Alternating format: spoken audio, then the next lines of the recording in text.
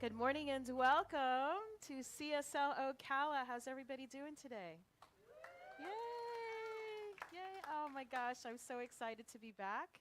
I have been on sabbatical for 3 months. I'm Reverend Cindy Grimes, and I'm the senior minister here, inspirator, whatever you want to call me. And it's been a long time, but wow, what an auspicious time to come back.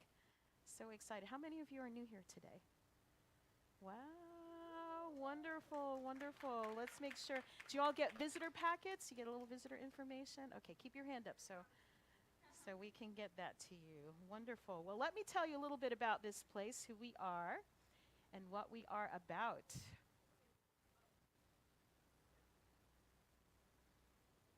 There's somebody back here, Grady?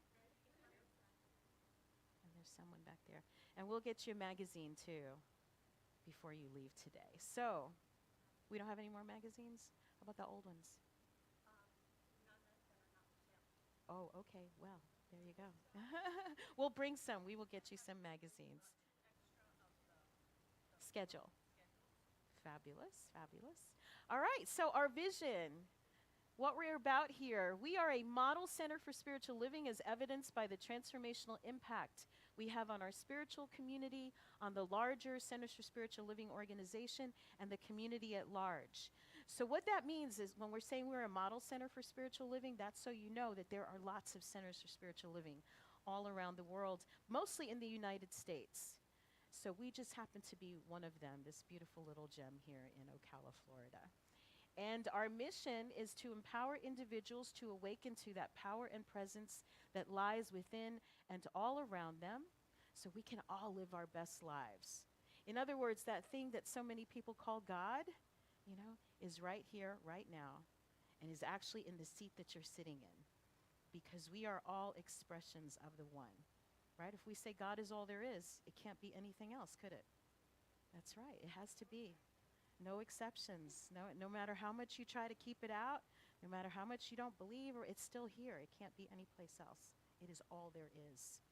So we want people to recognize that and live from that awareness and understanding. And our values, our values. So you can tell a lot about a person, about an organization. Did I do that? Okay, by what is important to them, by their values. So I'm going to invite you to say these along with me. We came up with these as a community back in 2015 when I stepped into this pulpit, and we're getting ready to do it again because it's time, right? It's like way long. So this next year coming up, we'll have a new set of values, or who knows, they may be exactly the same. We'll see what the community decides about this. So the very first one, spiritual growth and practice, love, appreciation, community, freedom, creativity, health and wholeness, generosity, and financial well-being. All right, you did that very well. Awesome. Okay. I think our next thing is a song. Where's Erin? There she is. Thank you, Erin. So this is an interactive song, and I encourage you all to participate. You'll see people around who are doing the movements, and this is a chance. So when you picked it up, feel free to join in. Okay, you want me to stand here? I'll do hand movements for you. Please. All right. Yes, we had that conversation. Okay, second time, gotcha. All right.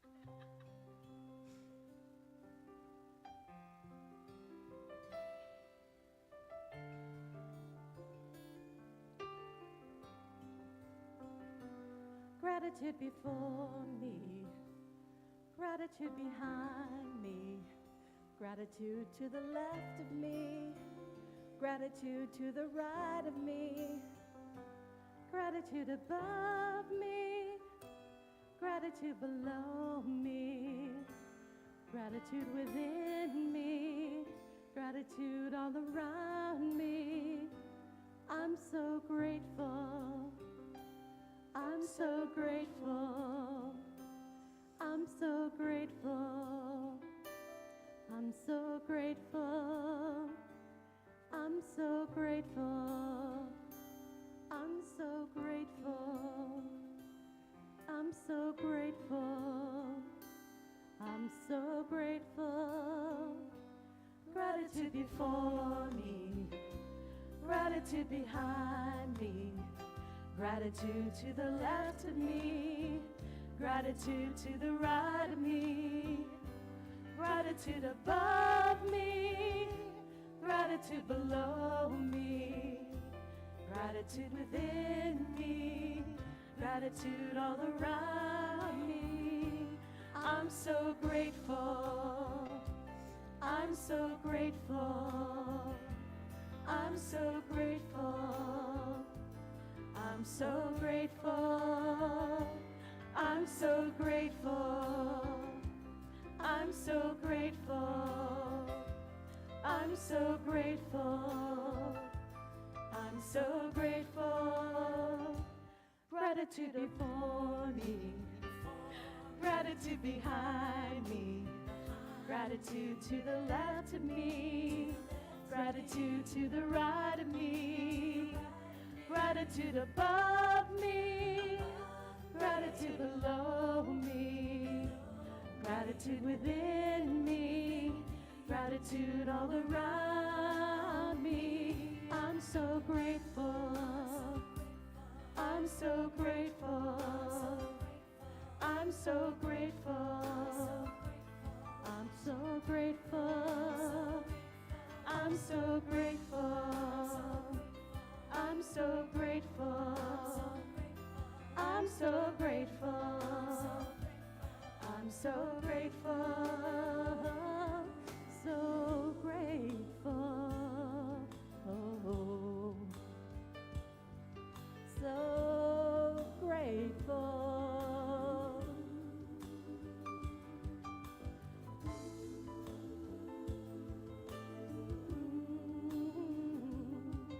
I'm grateful. Gratitude before me, gratitude behind me, gratitude to the left of me, gratitude to the right of me, gratitude above me, gratitude below me, gratitude within me, gratitude all around me. I'm so grateful. I'm so grateful. I'm so grateful. I'm so grateful. I'm so grateful. I'm so grateful. I'm so grateful. I'm so grateful. Grateful, grateful, so blessed. I'm grateful. Every day, I say how I'm grateful. All right. Yay! Thank you, Erin. Thank you. Thank you. Ooh, so glad she was up here to do that. As I was going to sing today, and I thought, my voice isn't great, and now I'm getting all choked up already, and we've just started. Is anybody else feeling grateful that we came through this crazy time of storms? And I mean, with the devastation that we're seeing all over the place, it's just incredible that we had this little pocket of protection and safety right here. And we've got someone here from where are you from? Asheville. Oh my gosh, Pegatha, who went through one storm up there and then came down here and went through another one, and she's here and she's safe and well, and we're so grateful for you. So much to be grateful for. And as I said, I've been gone for 3 months.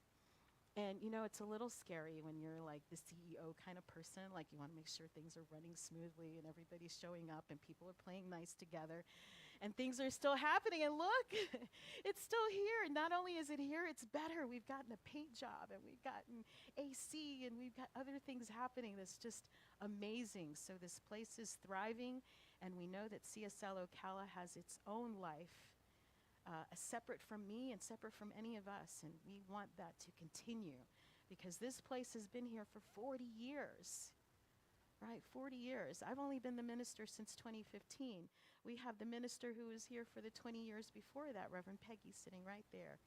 And she stood on the shoulders of others, right? And so here we are. We keep just paying it forward, because it's been such an incredible thing, this teaching and this community in my life.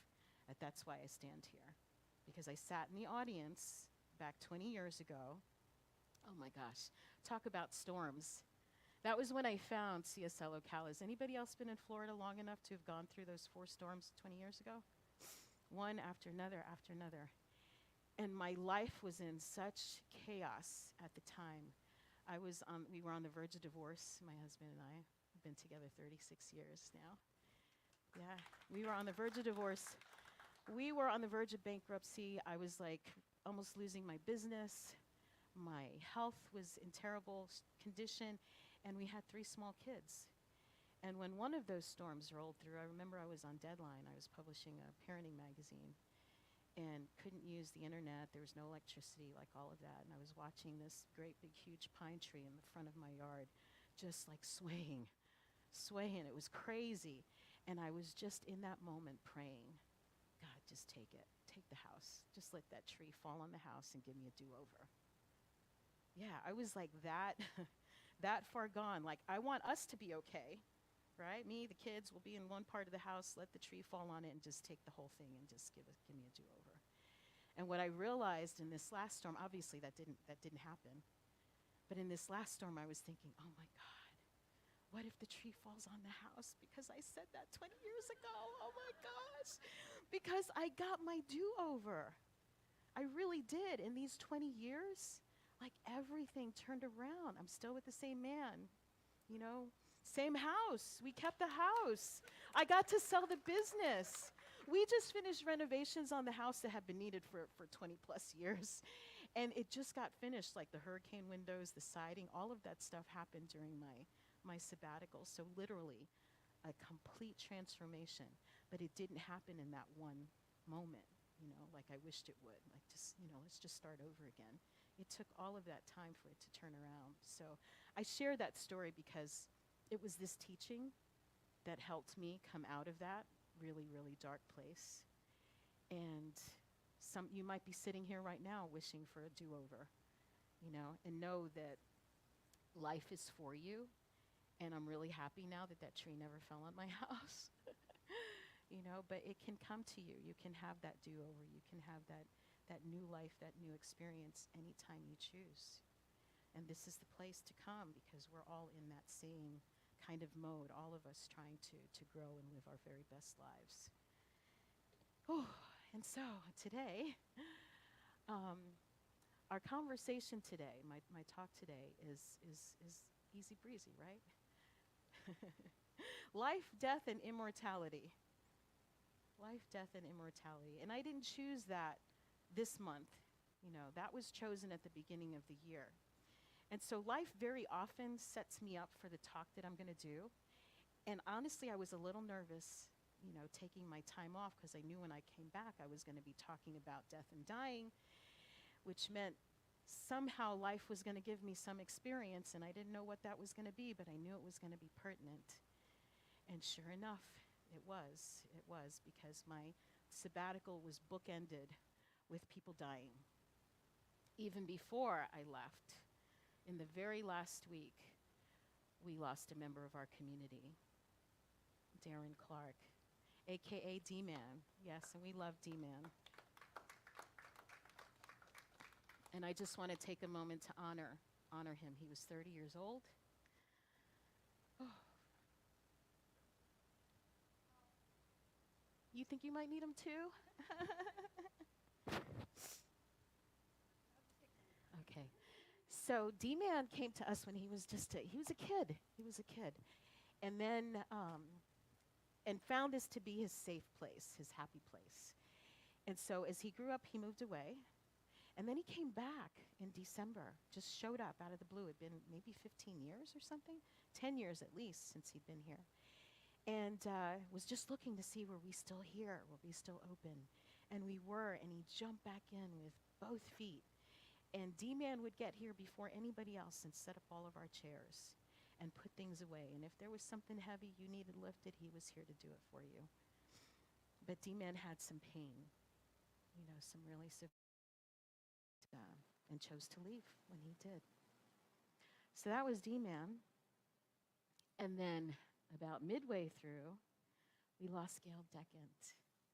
Now, most of you are too new maybe to know who Gail was, but Reverend Peggy knows very well, and so does Cheryl, that Gail was a force of nature, and she was our board president for years, kind of like Richard's doing now, like board emeritus, just year after year after year. Gail would say yes and keep stepping up because she loved this place so much. Gail, she had a TEDx talk on peace. She was an amazing human being, and Gail made her transition during this time. And the very last one, I don't have a picture of him, was my uncle, my mother's only brother. My dad had 6 brothers. My mother had only 1. And so he was special for me, and he lived here in the area. And so the last thing I did of my sabbatical was to do his memorial service. And there was all kinds of other stuff. As I said, we were remodeling the house, and our daughter moved from here to North Carolina, South Carolina. And there was just a whole lot of pain and drama and grief and letting go. And I didn't know all that stuff was going to happen when I said I need this time off. But Spirit knew that I needed the time off and arranged it so that I could have that time to be with family and to practice that letting go, right? So we are talking about this idea of death and dying. And we know that as human beings, it is the great equalizer. People say death and taxes, but we know a lot of people don't pay their taxes. Right? But we do all check out. At some point, this human journey ends for each one of us. And we live in a culture that denies that doesn't like to acknowledge that. We don't call it dying, we call it transitioning, taking passage. It all means the same thing. And I really do believe that the sooner we can really come to terms with that, the sooner we can get about the business of really living and doing what we're here to do. So the curriculum for this year comes from our foundations course. So if you wanted to say serve on the board or something like that, we have classes that people take, and foundations is one of those. And so we thought we would just use that as our basis for the year so everybody could have that grounding in what it is that we teach and what we're about. So this month, again, is about immortality. And there's a reading I want to do that is from the course, that's from the class. This is available for you online if you're interested in taking the class. It's a little late now to kind of catch up if you're brand new, but all the information is on there. And if you want to do the activities and exercises, or you want to go back and read it, you can have that grounding of what this foundational belief is. So I'm going to invite you, we'll do this as a kind of a guided imagery. And so I'm going to invite you to just get comfy in your chair, put both feet on the ground and get comfortable. Just settle into your seat. Take a deep breath and feel your body start to relax. And if you're comfortable, close your eyes. And if you're not, just let your gaze go soft. And take another deep breath. And feel your body relax. And as your body relaxes, your mind is more free to imagine. Try, if you will, to imagine the most beautiful and perfect tiny baby you've ever seen. Only a few days before birth, still in the womb.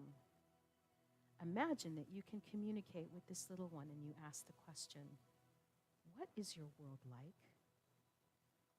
Listen carefully and you hear, my world is a wonderful world. Here I am, snug, cozy, and warm. I'm surrounded with love and my every need is provided for, even before I know the need exists. I hope I can stay here forever. Now you ask another question. Where is your mother? What does she look like? You can almost imagine the little facial expression changing to one of quandary. Listen again and you hear, my mother? I don't know what you're talking about. What is a mother? Do I have one? You smile to yourself as you realize this little one cannot possibly know anything about her mother until long after she's born and she learns of the parent-child relationship. And yet, he or she will never be any closer to mother than they are right at that moment, since that baby lives, moves, and has its being within its own mother. This is very much like my concept of God. We live, move, and have our being in God, yet we know very little more about God than does the unborn baby know about its own mother. Then, although living in a world of comparative darkness where the horizon is limited to the smooth, moist walls and surfaces of the womb, the unborn baby is suddenly filled with but one extremely urgent and miraculous desire: to reach out for broader horizons. Thus, the time for birth arrives and the child is born. Where does the baby go? He doesn't go anywhere because the baby is already here. And yet a whole new universe has come into being where the horizon is ever expanding. What is birth? Beyond the biological and physical experience of being ejected from the womb, birth is actually the transition of consciousness as the baby passes from this seemingly one-dimensional world in the womb out into the world of 3 dimensions. And so we ask, what is life? Life is the manifestation of the vital forces of the spirit or energy that some of us call God, individualized as each one of us. We live, move, and have our being in God. We live, therefore, that God may be more greatly and abundantly expressed. What then is death? Death is the passing beyond this 3-dimensional world into other worlds of varying dimensions, into an ever-expanding universe with ever-broadening horizons. The body dies, but we live. Death is not the lonely thing it appears to be. Remember the experience of birth when the newborn baby is greeted by a welcoming committee of friends and loved ones. Know that your loved one is greeted by a welcoming committee of loved ones before he or she left. And now I invite you to take a deep breath.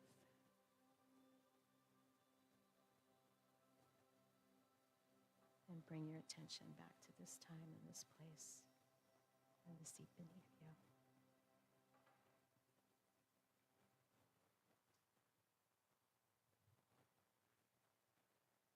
I love that visualization. I use it for memorial services all the time. People say, would you give me a copy of that? I never thought of it that way. Right? If you think that the child or the baby in the womb is the closest that it will ever be to its mother, and yet has no idea. Can't have any idea what its mother is like. Right? And here we are in the womb of the earth, right? Cared for and loved and nurtured by a figure as something that we can't even see. Right? Makes all kinds of sense to me. I don't know about you. I was a hospice social worker for some years before I did a lot of things before I became a minister, but that was one of my gigs. And my gosh, found out I was pregnant with my first child the week I got the job. I thought they weren't going to cover the pregnancy because it was a pre-existing condition. That it was it was a mind-blowing thing to have new life growing in me and being with people who were on their way out. And they were all different ages. I mean, it didn't matter. There was a baby on hospice. They wouldn't give me the baby as a patient because I was pregnant at the time. But, I had a patient that was my age. I was 26 years old. He died of bone cancer. He knew it before, the rest of us did. He would say, well, I'm not going to see you after this visit. And I thought, don't say that. Don't say that. But he knew. He knew.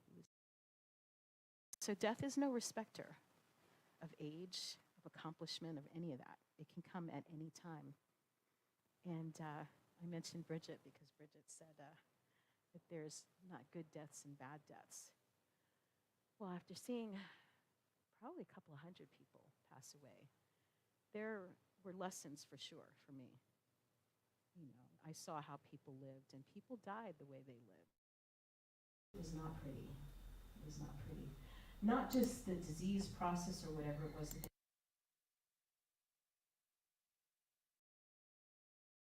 have, folks.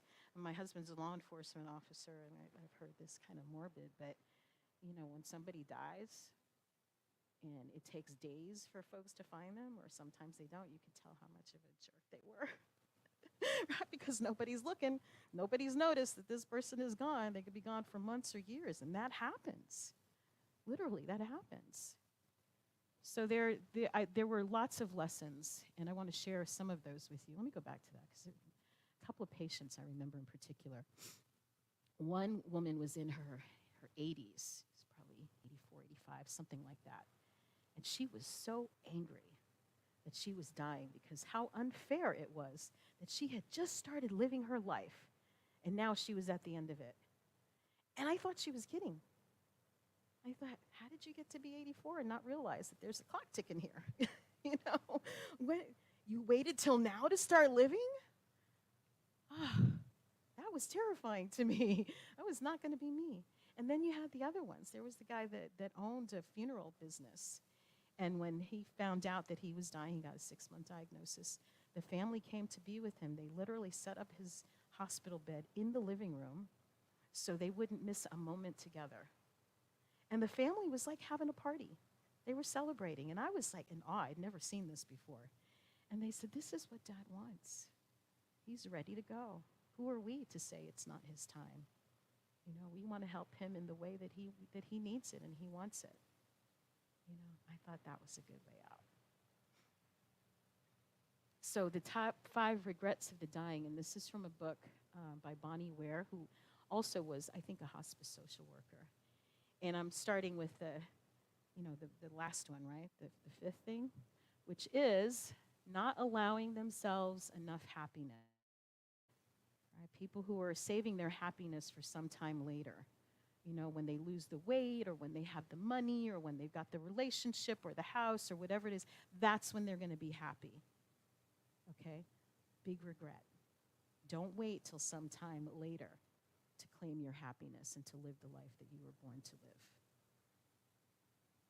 Not staying in touch with friends. That's a big one, not staying in touch with friends.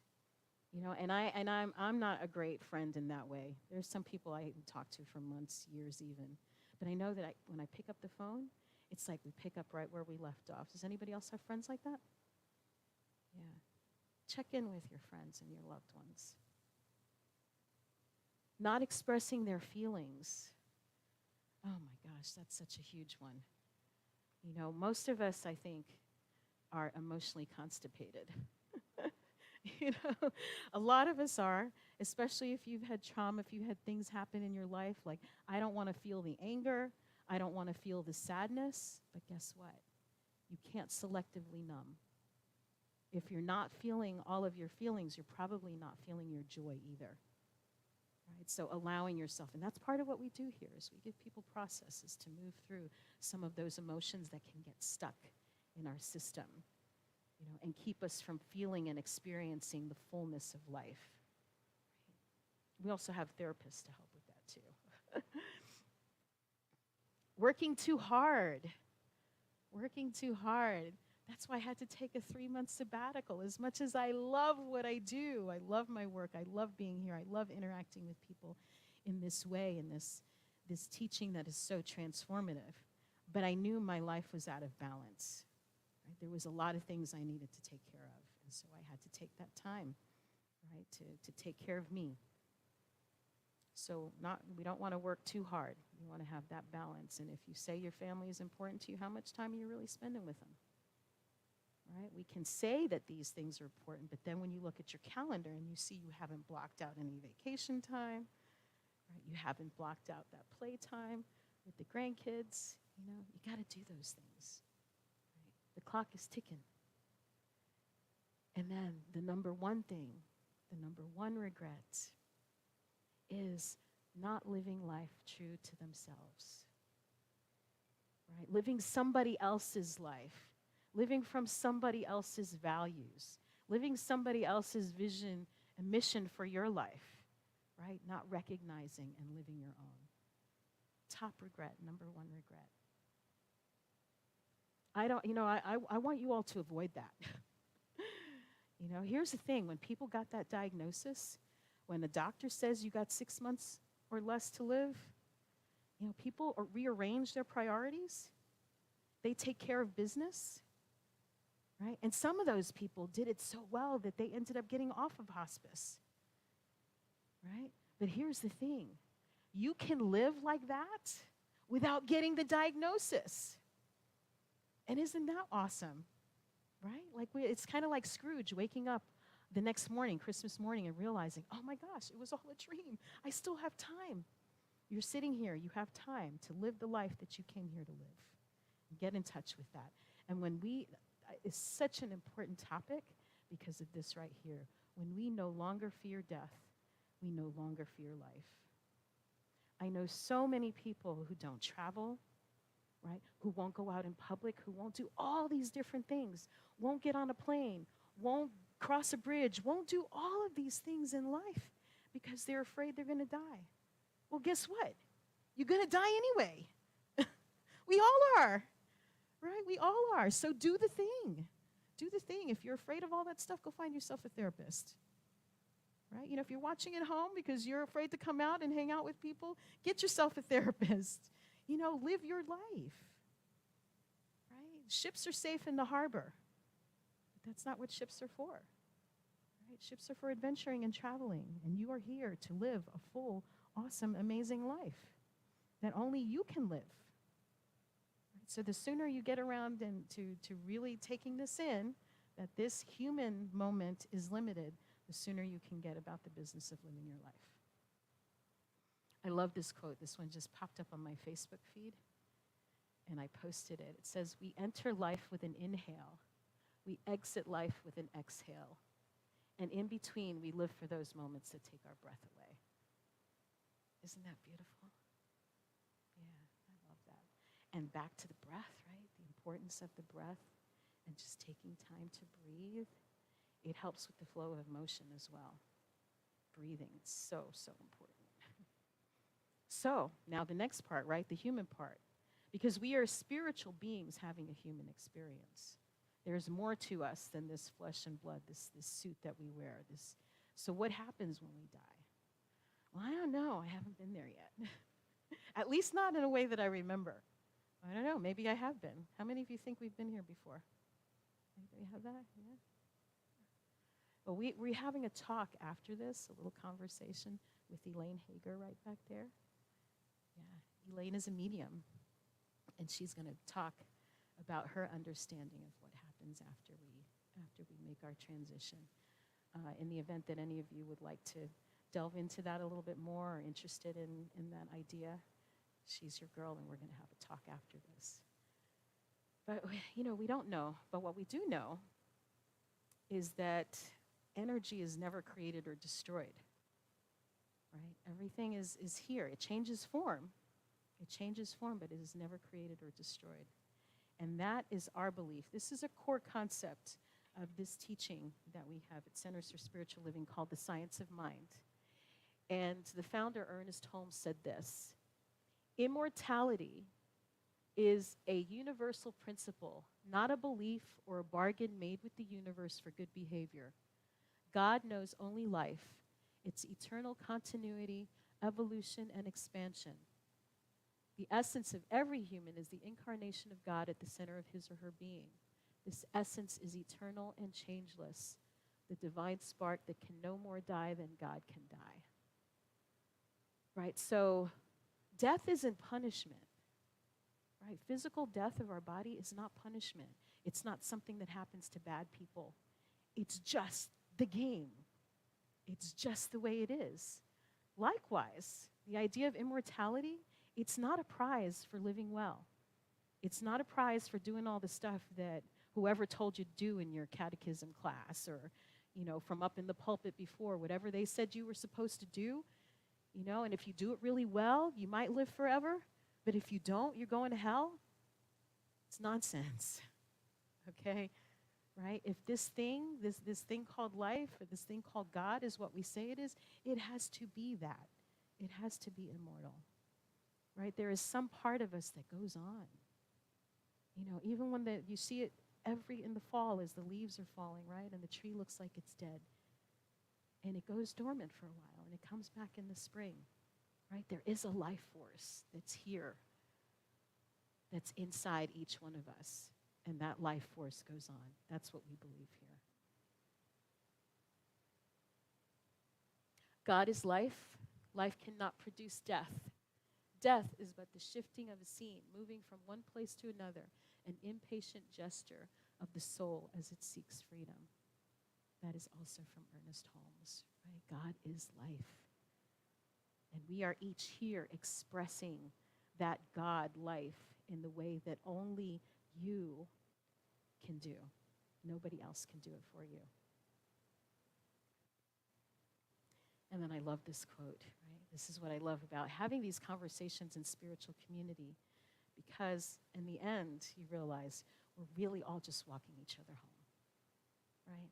We're all heading out. So let's make it, as pleasant and as wonderful and as joyous and as amazing as we can make it for ourselves and for our loved ones, right? And get turned on to life.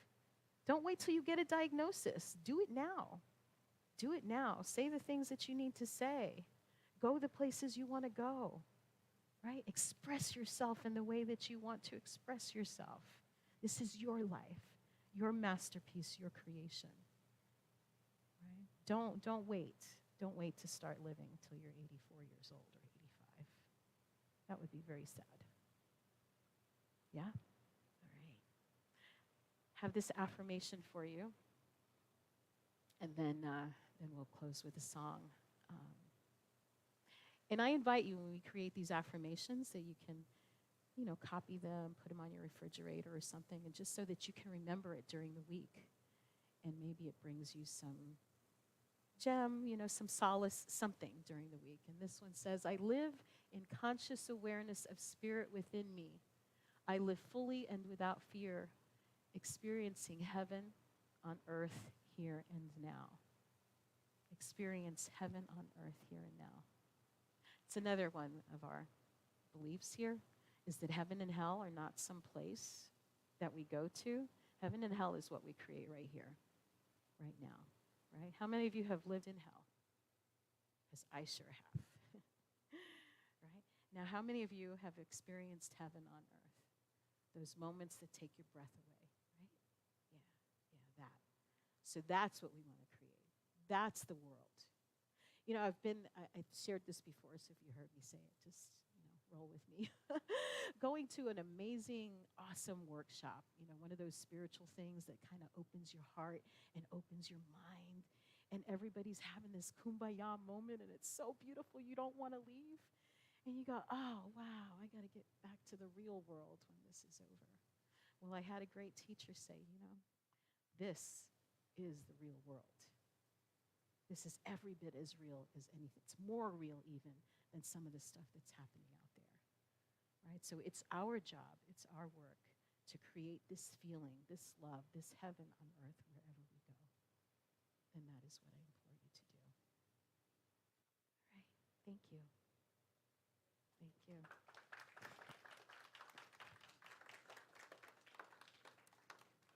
Let's see how our next song does.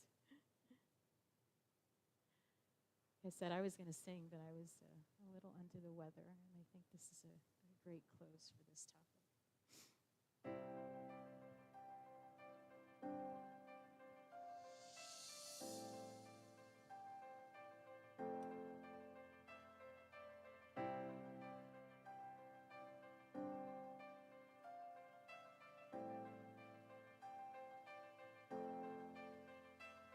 You're my life, you're my breath, you're a smile, you're my guest. You're the earth, you're the sun, you're the grass, you are love. You're my hands, you're a bug, you're my eyes, you're a hug. You're the light in the dark, you're the spark, you are fun. You're my mom, you are water, you're the stars, you're my daughter. You're my friend till the end, you're my dreams, you're my father. You're the ants on the ground, the miracles that surround. I'm feeling it all around, the hemisphere in the clouds. You're my pain, you're my sorrow, you're my exist, the small things that are bliss, the gift to realize that everything is a gift. All that I see, all that I've been, and all that I'll ever be is a blessing. It's so amazing, and I'm grateful for it all, for it all.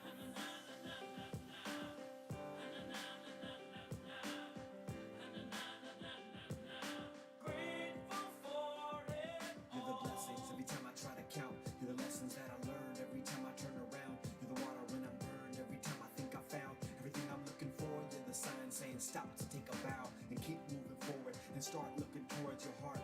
It'll open all the doors and only then you'll start to hear the world singing chorus with your mind and heart aligned in purpose. Everything will feel gorgeous. all that I see, all that I've been, and all that I'll ever be is a blessing. It's so amazing, and I'm grateful for it all, Every day I sit and pray cause what I have is more than I deserve or could ever imagine. How do I get back to all of this magic and spread the love so everybody can have it? Doesn't matter if I'm rich or poor, if I got a family or if I'm all alone. Bad things happen, I can just complain and moan, but there's a million things that I can be grateful for. so I lift up my hands now, and I open my heart, and my gratitude goes out to everything near and far. All that I am, Everything I see, everything I hope, and everything I dream, everything I feel, and everything I be. I look deep down and feel all the blessings. Everything I am, and everything I see, everything I hope, and everything I dream, everything I feel, and everything I be. I'm grateful for it all. It's amazing. Everything I am, and everything I see, everything I hope, and everything I dream, everything I feel, and everything I be. I look deep down and feel all the blessings. Everything I am, and everything I see, everything I hope, and everything I dream, everything I feel, and everything I be. I'm grateful for it all. It's amazing.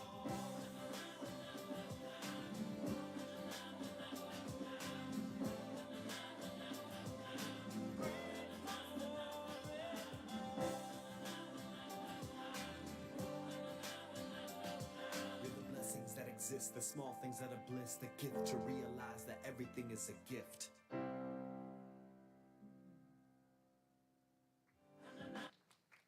All right.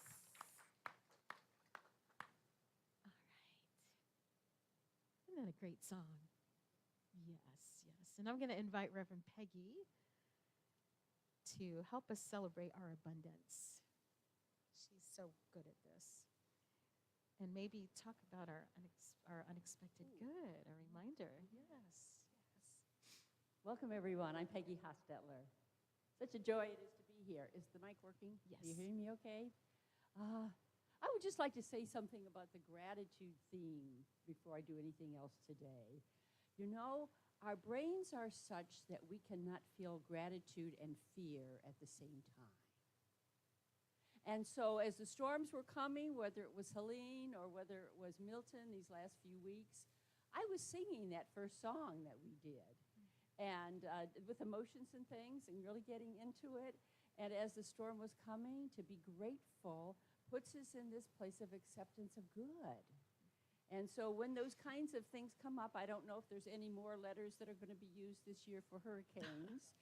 But if they come near us, I would invite you, if you have not found the ease that gratitude brings you through a storm, to put it to use, because it works. It works for me, and this idea that if you're grateful, you can't be in fear. And when we know that it is done unto us as we believe, as we are grateful for the good that's ours, that's coming our way, then we get to be grateful on the other end of the storm, because that's in fact what unfolded for us. I mean, we might be without power for 12 hours, which I was this week. We might have lots of work to do to clean up debris under the dozen and 20 oak trees that I have in my yard. But my house stands strong, and we came through it fine, and it looks like all of you have as well. And Pegatha, I don't know your story about Asheville, but you're here, so obviously you came through that storm just fine. Yeah. We started last month the Unexpected Good program, and do we have any of those sheets? We do. May I have one, Erin? I didn't bring mine.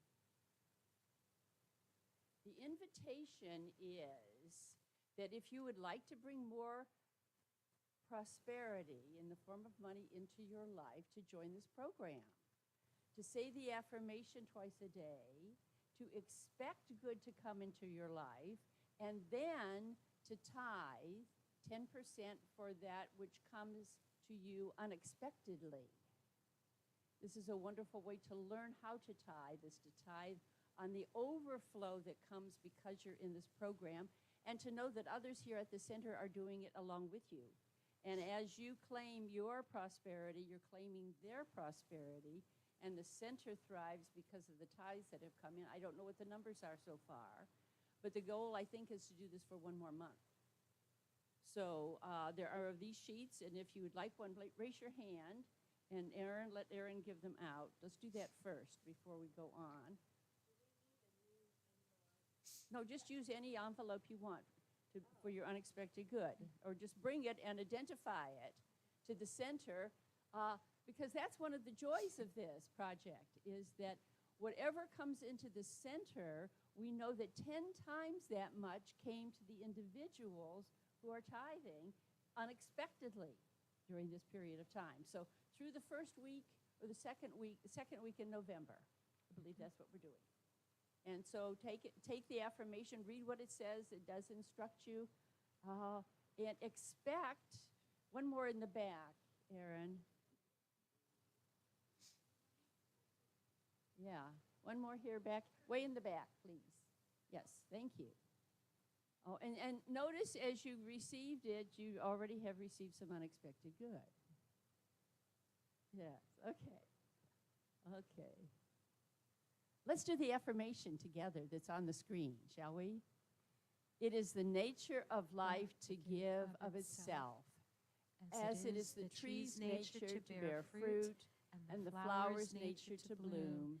It is my nature to share the gifts of my time, talent, and treasure. I participate in the divine flow of life, giving generously and receiving abundantly. I am blessed, and I am a blessing. I am grateful. Okay, so the basket's being passed, and while it's being passed, there are several ways that you can give here to CSL Ocala. And I don't have the... Oh, here's the clicker. You want the clicker? I'll be doing that in a minute, yes. Ways to give, you can text to 352-320-5110. The first time you set it up, and the next time you choose to give, it's all set up for other times in the future. And then you can go to the website and donate via PayPal at cslocala.org. Yes, take a picture of that. Good idea. Thank you. And we do have prayer requests. If you would like to put in a prayer request, the ministers and practitioners of this center will be praying for you according to your request. So raise your hand if you'd like a prayer request. And Pam has those. Okay. All right. I invite us to close our eyes and turn within for a moment. Feeling ourselves in this flow of divine goodness. How blessed we all are, and what blessings each of us is as well. The world is blessed because we're here, and as we allow that love from the infinite to flow through us, life just keeps getting better and better.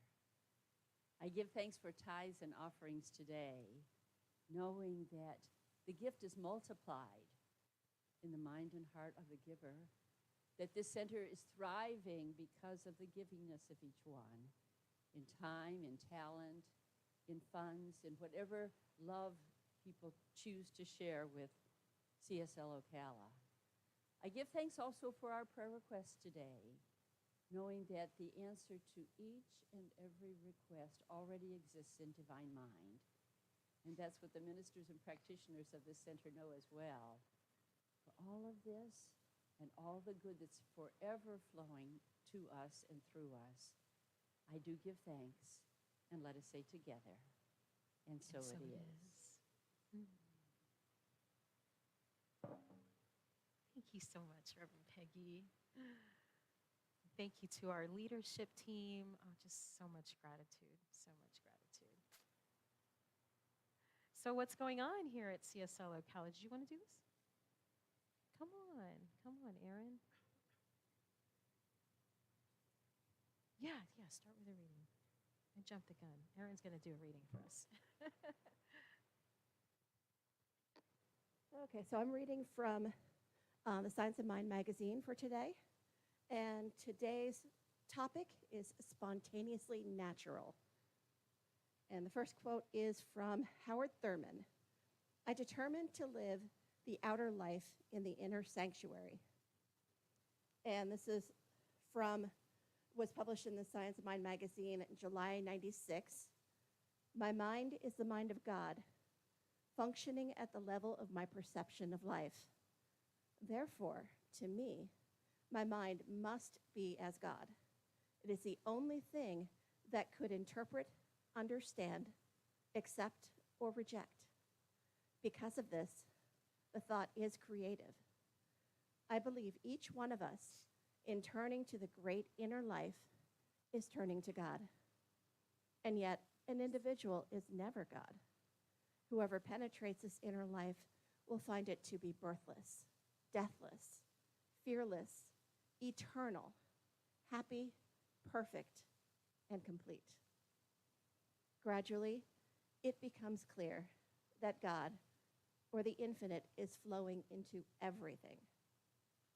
As individuals, we must re-educate our minds, realize we have, as an ally, a presence and a law in which the past, present, and future, and all people whom we call living and dead, live and move and have their being, forever unfolding. The great inner life refers to the realm of consciousness, which takes in both personal cognitive awareness and that vast undiscovered country of the subconscious. At the subjective level, enveloping all mind and matter, we can locate the origin of the energetic flow of substance into form, images into ideas, and preferences into plans. But we can never completely understand this creative process, let alone reduce it to just an extension of our will.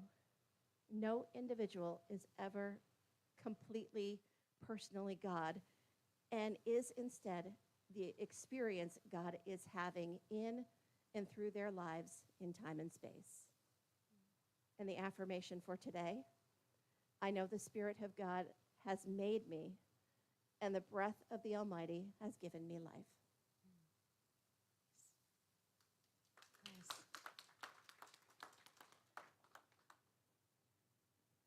Okay, I never really know which button I'm pushing here, so bear with me.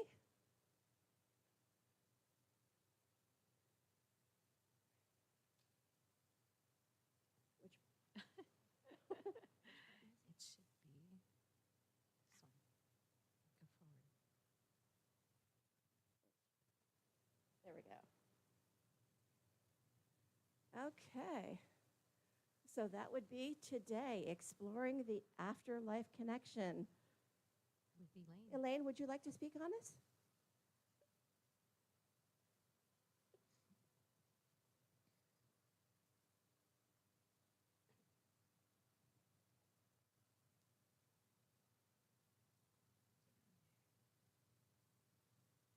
This afternoon, I hope to be able to bring you some comfort in knowing that life does continue and that mediumship is about healing.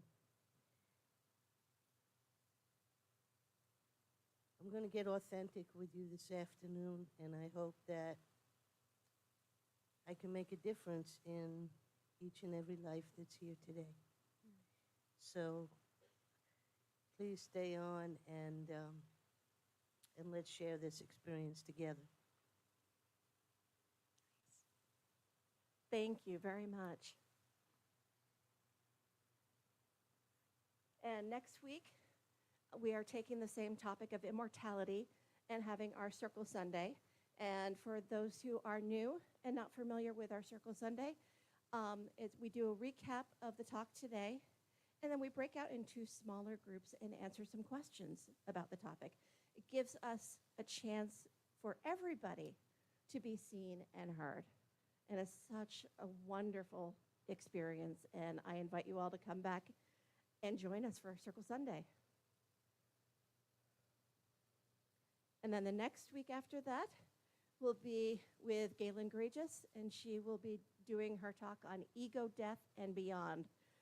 She has been working her way through the teaching in her book, Psychedelics, Dreams, and Rituals. And her talks have been absolutely amazing, and I welcome you to come join us for that as well. And after that talk, her husband, David Gregis, will be leading the free psychedelic integration circle, which is a substance-free experience. And it's for those who have experienced psychedelics or those who are curious about it. It's a chance to, again, be in circle and talk about it and maybe get a little insight.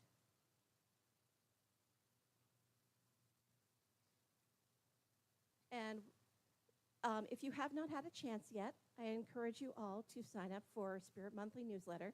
That is our newsletter that comes out every month. And there is a sign-up sheet over on our welcome table, or you can go to cslocala.org and sign up there.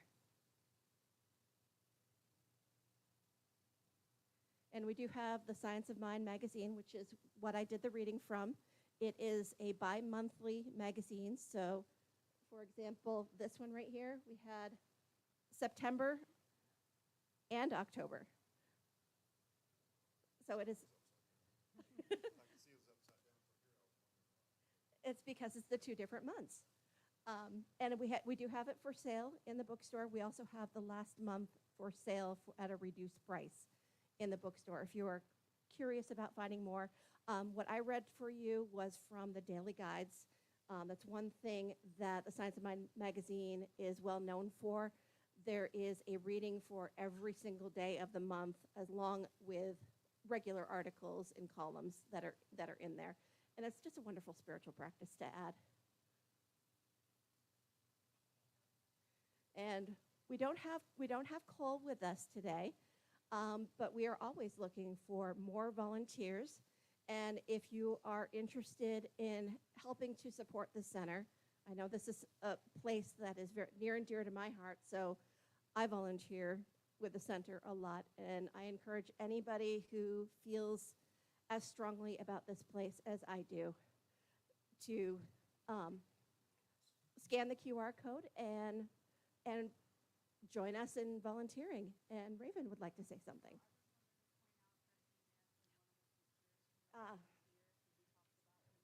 Yes, one of the pictures does feature D-Man, and it was one of his joys to be able to volunteer with us. So it's a great honor that we have his picture. Oh, and if we could get our children out. Yeah, Grady just went. All right, thank you, Erin. Yeah.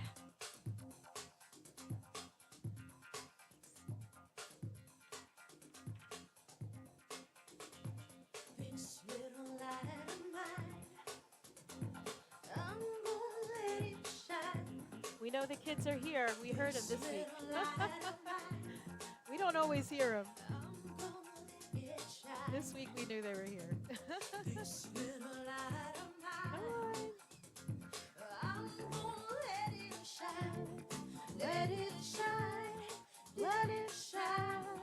Let it shine, shine. Every day, shine, shine. this way. This way. Shine, shine.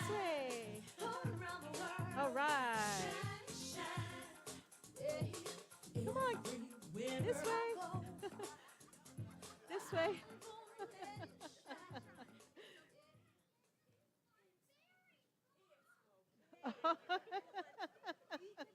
All right.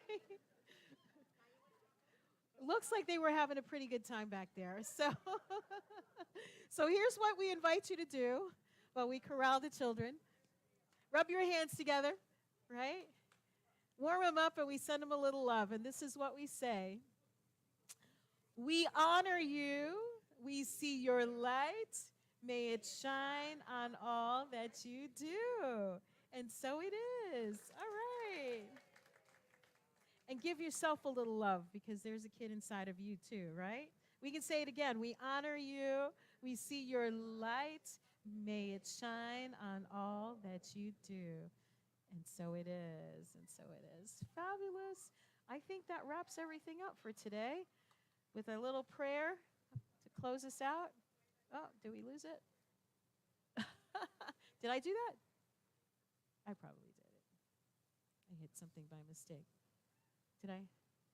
Oh, there's food in the back, too, in the kitchen. And Elaine's workshop or our conversation starts at 1:30, so that gives you time to go out and get something to eat or stay here, check out the gardens, and, you know, maybe pick up some sticks. I don't know. And we will say our prayer for protection together. You ready? All right. The light of God surrounds us. The love of God enfolds us. The power of God protects us. And the presence of God watches over us. Wherever we are, God is, and all is well. And so it is. Have a wonderful week, everyone. Hang out with us.